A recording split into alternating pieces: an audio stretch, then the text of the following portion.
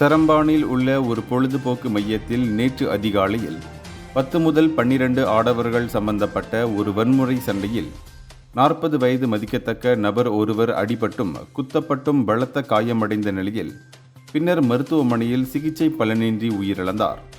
இந்த சம்பவம் குறித்து சிரம்பான் மாவட்ட காவல்துறை தலைவர் ஏசிபி அசஹார் அப்துல் ரஹ்மான் உறுதிப்படுத்தினார்.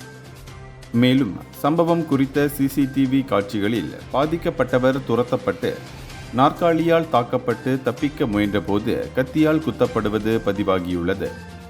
இந்த சம்பவம் தொடர்பான காணொளிகள் சமூக ஊடகங்களில் பரவலாக பகிரப்பட்டது. எனவேதான் இந்த கொலை வழக்கை குற்றவியல் சட்டம் பிரிவு 302 கீழ் காவல்துறை விசாரித்து வருகிறது.